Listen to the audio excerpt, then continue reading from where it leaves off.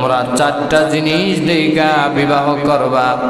তুনকাহুল মারআতু লিআরবাইন ওয়ালিমালিহা ওয়ালিহাসাবিহা ওয়ালিজামালিহা ওয়ালিদীনিহা ফাজফার বিজাতিদ্দীনি তারিবাত ইয়াদাক। কলিজার টুকরা যুবক ভাইয়ারা, মায়ার নবীজি বলেন চারটা জিনিস দেখা তোমরা বিবাহ করবা। এখন তো যুবক নবীজির হাদিস মানবে, ওয়াজ নসিহত শুনবে দূরের কথা, ফেসবুকে মেসেঞ্জারে টপ SMS করে যাকে মন চায় তাকেই করে নিয়ে আসে।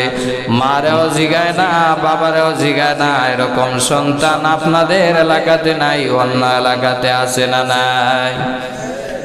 কিন্তু মায়ার নবীজি বলেন, রে কলিজার টুকরা উম্মতেরা, বিবাহ করবা, শাদী করবা, ভালো কথা, চারটা জিনিস দেখা বিবাহ করবা। তুনকাহুল মারআতু লিআরবাইন ওয়ালিমালিহা, এক নাম্বার মাল সম্পদ দেখা বিবাহ করবা। দুই নাম্বারে ওয়ালিহাসাবিহা, বংশ দেখা বিবাহ করবা। তোমার বংশের সাথে মিল আছে কিনা, তোমার স্ট্যাটাস সাথে মেয়ের স্ট্যাটাসের মিল আছে কিনা, কুফু মিলতেছে কিনা।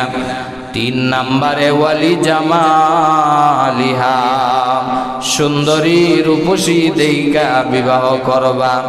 চার নাম্বারে মায়ার নবীজি বলেন ওয়ালি দীনিহা, ধার্মিক কিনা, মেয়েটা নামাজি কিনা, দিনদার কিনা, মা ভালো কিনা, বাবা ভালো কিনা, ধার্মিক দেইকা মেয়েকে বিবাহ করবা।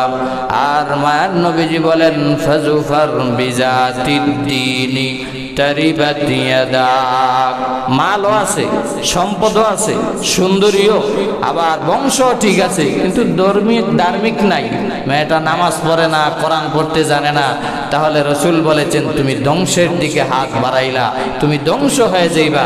আর যদি সুন্দর একটু কম হয়, লাল চামড়া যদি একটু কম হয়, বংশ যদি একটু কম হয়, আবার সম্পদও যদি কম হয়, সমস্যা নাই। যদি মেয়েটা ধার্মিক হয়, দিনদার হয়, ভালো পরিবারের হয়, তাহলে রসুল বলেছেন সেদিকেই তুমি আগায় যাও। আর ধর্মীয় মেয়েকে যদি বিবাহ করতে পারো, আল্লাহ তোমাকে পৃথিবীর শ্রেষ্ঠতম আল্লাহ সুখ দান করবেন। জোরে বলেন সুবহানাল্লাহ।